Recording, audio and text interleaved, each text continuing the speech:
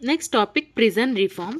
So, ministry of home affairs ఈ model prison manual 2016 rules and అలాగే model prisons and correctional services act 2023ని amend చేశారు. మెయిన్‌గా ఏంటంటే ఈ క్యాస్ట్ బేస్డ్ డిస్క్రిమినేషన్ ఏమైతే జరుగుతుందో ప్రిజన్‌లో, సో, దాన్ని అడ్రెస్ చేస్తూ ఈ రెండిటిని అమెండ్ చేశారనమాట. సో, మనకి ఆహ్ సో, ఈ అమెండ్‌మెంట్స్ ఏం చేశారంటే, సుప్రీం కోర్ట్ ఆర్డర్ ఇచ్చిన on caste based discrimination of prisoners in Sukanya Shanta versus UL and other cases. So, ఈ కేసెస్ వల్ల ఏమైతే సుప్రీం కోర్ట్ ఆర్డర్ చేసిందో దాని కంప్లయింట్స్ బట్టి ఈ అమెండ్‌మెంట్స్ అనేది చేశారు. సో, ఈ సుప్రీం కోర్ట్ మెయిన్‌గా ఈ రిఫరెన్సెస్ టు హాబిచ్యుటల్ అఫెండర్స్ సు అంటే హాబిచ్యుటల్ అఫెండర్స్ హ్యాబిచువల్ అఫెండర్స్ ఏంటంటే, సేమ్ వితిన్ 5 ఇయర్స్‌లో మళ్ళీ జైలుకొచ్చి వెళ్ళడం అంటే ఒక సెపరేట్ అఫెన్సెస్‌కి. సో, ఒకే మల్టిపుల్ టైమ్స్ మళ్ళీ రావడం దాన్ని హ్యాబిచువల్ అఫెండర్స్ అంటారు. దాని రిఫరెన్స్ కూడా మెన్షన్ చేసింది. మెయిన్‌గా ఏమైతే ఇంట్రొడ్యూస్ చేశారంటే కీ చేంజెస్ చూద్దాం. సో, ఇక్కడ ప్రిజనర్స్ ఎవరైతే ఉన్నారో strictly ensure that prisoners are not discriminated against classified or segregated based on their caste. So, caste ప్రకారం వాళ్ళని సెగ్రిగేట్ చేయకూడదు, డిస్క్రిమినేట్ చేయకూడదు అని చెప్పి స్ట్రిక్ట్‌గా ఎన్‌ష్యూర్ చేశారు. అండ్ ఈవెన్ అంటే మాన్యువల్ స్కావెంజర్స్ ఉంటారు కదా! సో, అవి కూడా ప్రొహిబిట్ చేశారనమాట. సో, డిస్క్రిమినేషన్ అనేది మనకి అండర్ ఆర్టికల్ 14లో అయితే ప్రొహిబిట్ చేశారు ఈక్వాలిటీ బిఫోర్ లా. అండ్ అలాగే ఆర్టికల్ 15 ప్రొహిబిషన్ ఆఫ్ డిస్క్రిమినేషన్, అలాగే article 17 abolition of untouchability. Next ఈ prohibition of employment as manual scavengers and their rehabilitation act 2013. So, even ప్రిజనర్స్‌ని క్యాస్ట్‌ని బట్టి గాని, లేకపోతే మాన్యువల్ స్కావెంజర్స్‌ని గూడా ఒక బైండింగ్ ఎఫెక్ట్ అనేది తీసుకురాకూడదని చెప్పి మెన్షన్ చేశారు.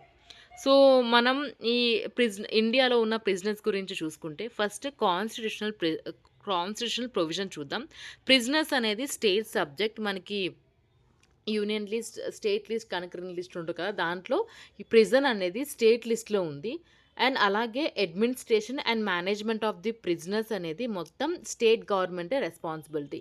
నెక్స్ట్ గవర్నెన్స్ చూస్తుంటే మెయిన్ ప్రిజన్ యాక్ట్ 1894 ఉంది. సో, దాన్ని బేస్ చేసుకొని గవర్న్ చేస్తాం. అండ్ అలాగే prisoners manuals of respective state governments.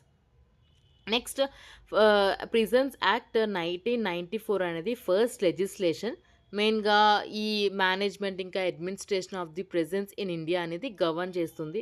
Next అలాగే ministry of home affairs has prepared model prisoners act 2023. మెయిన్‌గా ఈ guidelines and documentation for states, మెయిన్‌గా ఈ బ్రిటిష్ ఎరా లాస్ ఏమైతే ఉన్నాయో దాన్ని రిఫార్మ్ చేయడానికనమాట.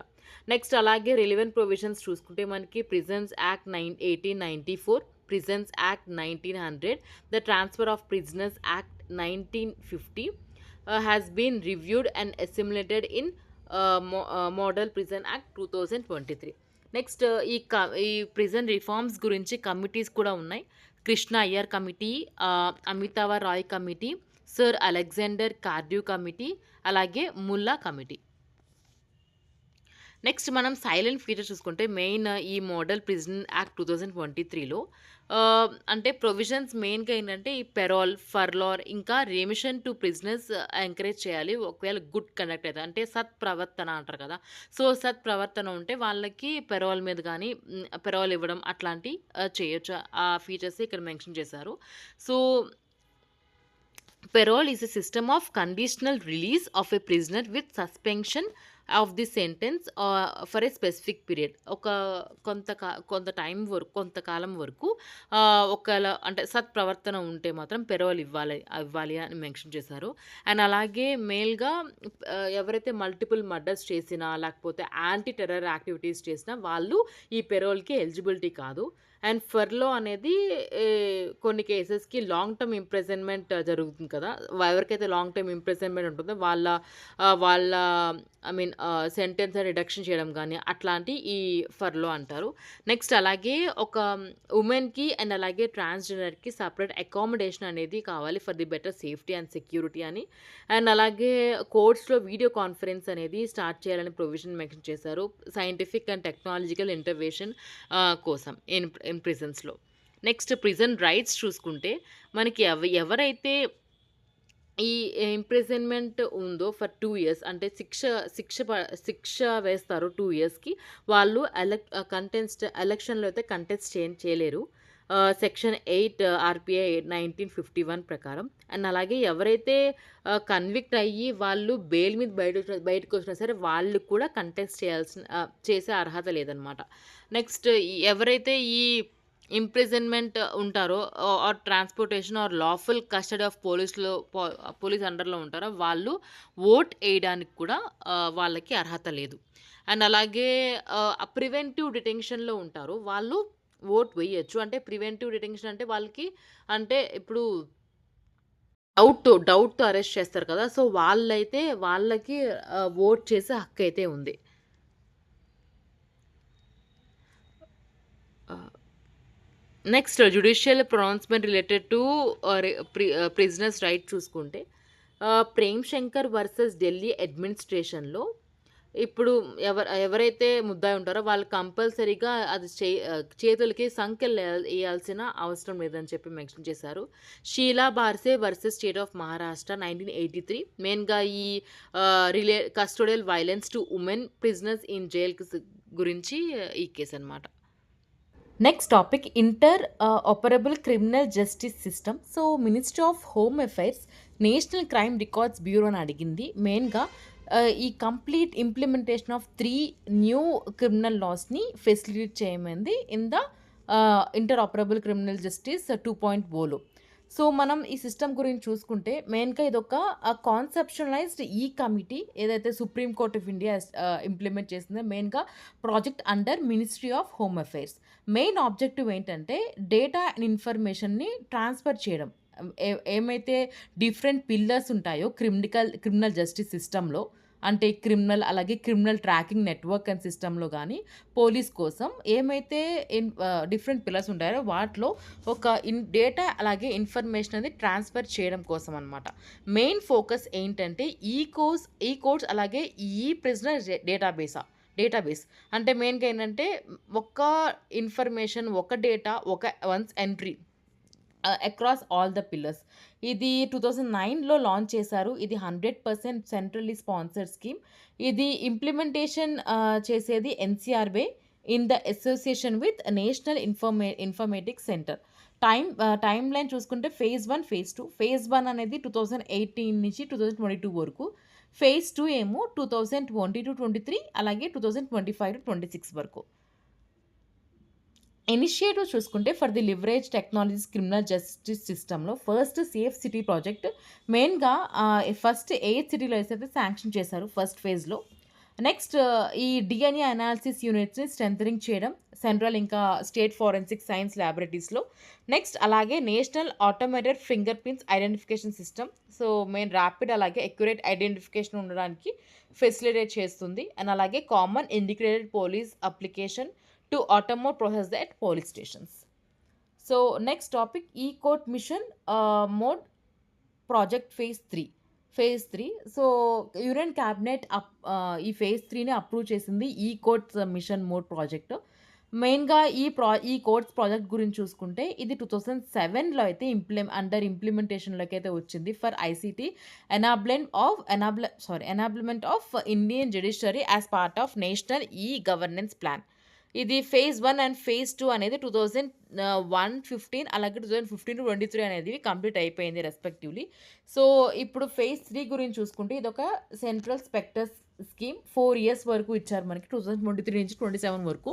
మెయిన్ ఫైనాన్షియల్ అవుట్‌లే వచ్చేసి 7 సీఆర్ అరౌండ్ 7 క్రోర్స్ అనమాట. 7,000 క్రోర్స్.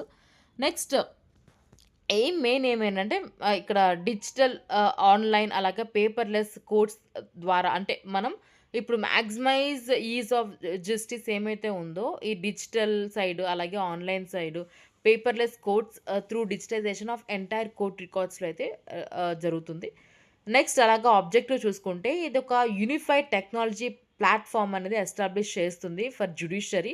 అండ్ అలాగే ఒక సీమ్‌లెస్ అలాగే paperless interference between courts, litigations and అలాగే అదర్ స్టేక్ హోల్డర్స్‌ని కూడా ప్రొవైడ్ చేస్తుందనమాట. సో, ఇంప్లిమెంటేషన్ చూసుకుంటే ఫస్ట్ హై కోర్ట్స్‌లో సో, ఫండ్స్ అనేవి రిలీజ్ చేశారు for the high courts by the department of justice on recommendation of the committee. Supreme court ఏమైతే కమిటీ మెన్షన్ చేస్తుందో ఆ కమిటీ అనమాట.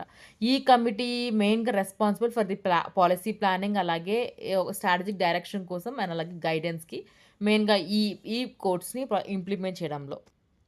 నెక్స్ట్ మనం కాంపోనెంట్స్ ఆఫ్ ఈ కోడ్స్ చూసుకుంటే ఎస్3 వాస్ ప్లాట్‌ఫార్మ్ మెయిన్‌గా ఆహ్, ఈ డేటా స్టోరేజ్ ఏమైతే ఉందో దాన్ని సెక్యూర్ అలాగే ఎఫిషియెంట్‌గా సపోర్ట్ చేస్తుంది. ఈ సేవా కేంద్ర మెయిన్‌గా ఎలక్ట్రానిక్ సర్వీసెస్ అలాగే అసిస్టెన్స్ అనేది యూజర్స్ ఎవరైతే యూజ్ చేస్తున్నారో వాళ్ళకి సర్వీస్ అనేది ప్రొవైడ్ చేస్తుంది. క్లాస్ సిస్టమ్ మెయిన్‌గా audio visual streaming in court rooms ఏమైతే ఉందో అది లైవ్ ఫెసిలిటేట్ చేస్తుందనమాట. నెక్స్ట్ అలాగే స్కానింగ్ అలాగే డిజిటైజేషన్ మెయిన్‌గా ఏంటంటే ఒక ఫిజికల్ రికార్డ్‌ని డిజిటల్ ఫార్మాట్‌గా కన్వర్ట్ చేయడమే ఈ ప్రాసెస్ అది. నెక్స్ట్ క్లౌడ్ ఇన్ఫర్మేషన్ ఒక స్కేలబుల్ స్టోరేజ్ అండ్ అలాగే కంప్యూటింగ్ రిసోర్సెస్‌ని ప్రొవైడ్ చేస్తుంది. వర్చువల్ కోడ్స్ మెయిన్‌గా రిమోట్ కోడ్స్ అలాగే ప్రొసీడింగ్స్ త్రూ డిజిటల్ ప్లాట్‌ఫార్మ్‌ని ఎనేబుల్స్ చేస్తుందనమాట. Next topic election commission of India. Election commission of India establishment చేసి 75 ఇయర్స్ అయిందని సెలబ్రేట్ చేసుకున్నాం. అండ్ అలాగే 25 జనవరిని నేషనల్ ఓటర్స్ డేగా అబ్జర్వ్ చేస్తాం. ఎలక్షన్ కమిషన్ ఆఫ్ ఇండియా గురించి తెలుసుకుంటే ఇది ఒక పర్మనెంట్ కాన్స్టిట్యూషనల్ బాడీ. 25 జనవరి 1950లో ఎస్టాబ్లిష్ చేసాం. అండ్ అలాగే ఆర్టికల్ 324 నుంచి 329 వరకు ఎలక్షన్ కమిషన్ ఆఫ్ ఇండియాని డిస్క్రైబ్ చేస్తారు. నెక్స్ట్ అలాగే చీఫ్ ఎలక్షన్ కమిషనర్ అండ్ అలాగే election commissioners appointment, conditions of services అలాగే టర్మ్ ఆఫ్ ఆఫీస్ యాక్ట్ 2023 మెయిన్‌గా అపాయింట్మెంట్, సర్వీస్ కండిషన్ అలాగే టర్న్యూర్ అనేది రెగ్యులేట్స్ చేస్తుంది. కీ రోల్ చూసుకుంటే ఎలక్షన్ కమిషన్ ఆఫ్ ఇండియా మెయిన్‌గా లోక్‌సభ, రాజ్యసభ అండ్ అలాగే state legislative assemblies, offices of president అలాగే వైస్ ప్రెసిడెంట్‌ని అడ్మినిస్ట్రేట్ చేస్తుంది ఎలక్షన్స్ అన్ని. కాంపోజిషన్ చూసుకుంటే ఎలక్షన్ కమిషన్ ఆఫ్ ఇండియాకి చీఫ్ ఎలక్షన్ కమిషనర్ ఉంటారు. అండ్ అలాగే 2 ఎలక్షన్ కమిషనర్స్ ఉంటారు. మొత్తం ముగ్గురు. నెక్స్ట్ అలాగే ఇనీషియల్‌గా ఏంటంటే ఒక election commissioner chief election commissioner మాత్రమే ఉండేవాళ్ళు. 1989లో ఇద్దరు ఎలక్షన్ కమిషనర్స్ కూడా అపాయింట్ చేసేవారు. హూ సర్వ్డ్ అంటిల్ ఫస్ట్ జనవరి 1990. 1993 నుంచి పర్మనెంట్‌లీ ఈ 2 ఎలక్షన్ కమిషనర్స్‌ని ఇంక్లూడ్ చేసేశారు. ఇప్పుడు ప్రస్తుతం మనకి చీఫ్ ఎలక్షన్ కమిషనర్ ఉంటారు. అండ్ అలాగే 2 ఎలక్షన్ కమిషనర్స్ ఉంటారు. ఫంక్షన్స్ చూసుకుంటే మెయిన్‌గా క్యాండిడేట్స్ ఎవరైతే ఈ ఎలక్షన్ ఎక్స్‌పెన్సెస్‌ని టైమ్‌కి అకౌంటెంట్ చేయరో వాళ్ళని డిస్‌క్వాలిఫై చేయడం. అండ్ అలాగే ఇన్నర్ పార్టీ డెమోక్రసీ ఎన్‌షూర్ చేయడం. అలా నేషనల్ ఇంకా స్టేట్ పార్టీస్‌కి స్టేటస్ అనేది గ్రాంట్స్ ఇవ్వడం. నెక్స్ట్ అలాగే జ్యుడిషియరీ మ్యాటర్స్‌లో అడ్వైజర్ ఇవ్వడం ఆఫ్ పోస్ట్ ఎలక్షన్ డిస్‌క్వాలిఫికేషన్స్ ఏమైతే ఉంటాయో దానికి అడ్వైజరీ జ్యూరిస్డిక్షన్ అనేది చేస్తుందనమాట. నెక్స్ట్ కీ ప్రొవిజన్స్ చూసుకుంటే సీఈసీ ఇంకా అదర్ ఎలక్షన్ కమిషనర్ యాక్ట్ 2023లో ఈ 2023 యాక్ట్ ఏంటంటే అంతకు ముందున్న 1991 యాక్ట్‌ని రీప్లేస్ చేస్తుంది. ఇక్కడ మెయిన్‌గా క్వాలిఫికేషన్స్, రిఫార్మింగ్ అపాయింట్మెంట్ ప్రాసెస్ అలాగే సెక్యూరిటీ ఆఫ్ టెన్యూర్ అన్నీ ప్రొవైడ్ చేస్తుంది. సో, స్పెసిఫికేషన్స్ చూద్దాం. సో, చీఫ్ ఎలక్షన్ కమిషనర్‌కి or election commissioner must be మెయిన్‌గా ఏంటంటే be holding or have hold the post equivalent to secretary to the government of India. And అలాగే possess integrity and experience in managing and conducting elections. అంటే election అంటే elections conduct చేయడంలో గానీ, లేకపోతే మేనేజింగ్‌లో గానీ experience అనేది కావాలి. నెక్స్ట్ అలాగే సెర్చ్ కమిటీ కంపోజిషన్ ఏంటంటే సెర్చ్ కమిటీ అనేది ministry of law and justice headed చేస్తుంది. అండ్ అలాగే దీంట్లో 2 మెంబర్స్ ఉంటారు. సెక్రటరీ ఇంకా హయ్యర్ ర్యాంక్ ఉన్నవాళ్ళు. మెయిన్‌గా ఏంటంటే వీళ్ళు ఒక ప్యానెల్ ఆఫ్ 5 క్యాండిడేట్స్‌ని సెలెక్ట్ చేస్తారు. నెక్స్ట్ సెలెక్ట్ కమిటీ అండ్ ఈ కాంపోజిషన్ చూసుకుంటే సెలక్షన్ కమిటీలో ప్రైమ్ మినిస్టర్ ఉంటారు as a chairperson, leader of opposition in the house of the people అంటే మెంబర్లో. నెక్స్ట్ అలాగే యూనియన్ క్యాబినెట్ మినిస్టర్ ఉంటారు which nominated by prime minister. Next అలాగే functions మెయిన్గా ఏంటంటే ఎలిజిబుల్ క్యాండిడేట్స్ ఎవరైతే ఉన్నారో వాళ్ళని ప్రెసిడెంట్కి రికమెండ్ చేస్తారనమాట. అంటే చీఫ్ ఎలక్షన్ కమిషనర్ కానీ లేకపోతే ఎలక్షన్ కమిషనర్ కానీ ఎవరైతే ఎలిజిబుల్ క్యాండిడేట్స్ ఉంటారో వీళ్ళు ప్రెసిడెంట్కి రికమెండ్ చేస్తారు. టెన్యూర్ చూసుకుంటే 6 years అంటిల్ వాళ్ళు 65 years ఆఫ్ ఏజ్ వచ్చేంత వరకు which ever is earlier. Election commission election commissioner ఎవరైతే ఉన్నారో ఆయన చీఫ్ ఎలక్షన్ కమిషనర్ అయితే అవ్వచ్చు. నెక్స్ట్ అలాగే కంబైన్ టెన్యూర్ అనేది అంటే రెండిటి టెన్యూర్ కూడా 6 years కంటే ఎక్సీడ్ అవ్వకూడదు. రీఅపాయింట్మెంట్ అనేది అలా ఉండదు. నెక్స్ట్ మళ్ళీ అలాగే సేమ్ పర్సన్ని చీఫ్ ఎలక్షన్ కమిషనర్గా రీఅపాయింట్మెంట్ అయితే ఉండదు. సాలరీ అండ్ బెనిఫిట్స్ చూసుకుంటే సుప్రీం కోర్ట్ ఆఫ్ జడ్జ్కి ఏం సాలరీ ఏం బెనిఫిట్స్ ఉంటాయో సేమ్ వీళ్ళకు కూడా ఈక్వాలెంట్గా ఉంటుంది. రిజిగ్నేషన్ రిమూవల్ చూసుకుంటే చీఫ్ ఎలక్షన్ కమిషనర్ కానీ ఆర్ ఎలక్షన్ కమిషనర్స్ కానీ వాళ్ళు ప్రెసిడెంట్కి వాళ్ళ రిజిగ్నేషన్ సబ్మిట్ చేయొచ్చు. రిమూవల్ చేసుకుంటే సుప్రీం కోర్ట్ జడ్జ్ని ఎలా రిమూవ్ చేస్తారో అలాగే చీఫ్ ఎలక్షన్ కమిషనర్ కూడా అలాగే రిమూవ్ చేస్తారు. అండ్ అలాగే ఎలక్షన్ కమిషనర్ని రిమూవ్ చేయాలంటే చీఫ్ ఎలక్షన్ కమిషనర్ రికమెండేషన్ ఉంటే రిమూవ్ చేస్తారు. నెక్స్ట్ లీగల్ ప్రొటెక్షన్ చూసుకుంటే మెయిన్గా protected from civil or criminal proceedings for acts or words spoken in the official capacity. Key initiatives of election commission of India చూసుకుంటే EVM ఇదొక micro control based portable device 1977లో introduce చేశారు ఎలక్షన్స్ని monetise చేయడానికి. Next systematic voters education and electronic participation, ఈ voter ఎడ్యుకేషన్ని కానీ promote చేయడానికి, అవేర్నెస్కి అలాగే లిటరసీని వీరన్నిటిని ప్రమోట్ చేయడానికి తీసుకొచ్చారు 2009లో. అలాగే విజిల్ యాప్ మెయిన్గా సిటిజన్స్ ఈ model code of conduct violations report చేయడానికి తీసుకొచ్చారు. And national electoral roll purification and authentication programme ఈ ఎర్రర్ ఫ్రీ అలాగే ఆథెంటికేటెడ్ ఎలక్టోరల్ రోల్స్ క్రియేట్ చేయడానికి తీసుకొచ్చారు. నెక్స్ట్ ఈ election commission of India is a founding member of the association of world election bodies, Stockholm and Commonwealth electrical network. Next induction of voter verified paper audit trail, a verifiable paper trail enhancing the transparency. Next topic NGO. Ministry of home affairs అందరి ఎన్జిఓస్కి ఎవరైతే foreign contribution రెగ్యులేస్ act 2010 అండర్లో register అవుతారో వాళ్ళందరికీ instruct ఇచ్చింది. మెయిన్గా ఏమైతే key changes ఉంటాయో like officers barriers ఇంకా మెంబర్స్ని రిపోర్ట్ చేయమని. ఈ రిక్వైర్మెంట్ ఏమైతే ఉందో ఎన్జిఓస్ ఎవరైతే ప్రీవియస్ ఎఫ్సిఆర్ఏ లైసెన్స్ అప్లికేషన్ అనేది ఇంకా స్టిల్ పెండింగ్ ఉన్నా వాళ్ళకు కూడా అప్లై అవుతుంది. అండ్ అలాగే ఎంజిఏ ఒక కొత్త అప్లికేషన్ కూడా సబ్మిట్ చేయొచ్చు. పాత అప్లికేషన్ ఏమైతే ఉందో అది ఆటోమేటిక్గా రీప్లేస్ అవుతుందన్నమాట. నెక్స్ట్ అలాగే ఎన్జిఓ గురించి చూసుకుంటే ఎన్జిఓ మనకి నాన్ ప్రాఫిట్ ఆర్గనైజేషన్, ఒక గ్రూప్ కానీ లేకపోతే ఇన్స్టిట్యూషన్ కానీ మెయిన్గా ఇండిపెండెంట్గా ఆర్గనైజ్ చేస్తుంది, ఆపరేట్ చేస్తుంది. మెయిన్ హ్యుమానిటేరియన్ కానీ డెవలప్మెంట్ ఆఫ్ ఆబ్జెక్టివ్స్ కానీ సో అట్లాంటివన్నీ చూసుకుంటూ ఉంటుంది. మన ఇండియాలో చూసుకుంటే మెయిన్గా సొసైటీస్, ట్రస్ట్, చారిటబుల్ కంపెనీస్ ఉంటాయి. సొసైటీస్ ఏంటంటే అండర్ సొసైటీస్ రిజిస్ట్రేషన్ యాక్ట్ 1860లో అయితే రిజిస్టర్ అయి ఉంటుంది. ట్రస్ట్ గురించి చూస్తే మనకి ప్రైవేట్ ట్రస్ట్ ఇంకా పబ్లిక్ ట్రస్ట్ రెండు ఉంటాయి. ప్రైవేట్ ట్రస్ట్ ఏమో under central governments India trust act 1882 అండర్లో రిజిస్టర్ అవుతుంది. పబ్లిక్ ట్రస్ట్ అయితే స్టేట్ లెజిస్లేటివ్ అండర్లో అయితే రిజిస్టర్ అవుతుంది. నెక్స్ట్ చారిటబుల్ కంపెనీస్ ఏమైతే ఉంది ఇది ఒక నాన్ ప్రాఫిట్ కంపెనీస్ మెయిన్గా సెక్షన్ 8 ఆఫ్ కంపెనీస్ యాక్ట్ 2013లో అయితే రిజిస్టర్ అవుతాయి. కాన్స్టిట్యూషనల్ ప్రొవిజన్స్ చూసుకుంటే ఇది 7th షెడ్యూల్లో కన్కరెంట్ లిస్ట్లో అయితే మెన్షన్ చేసి ఉన్నారు.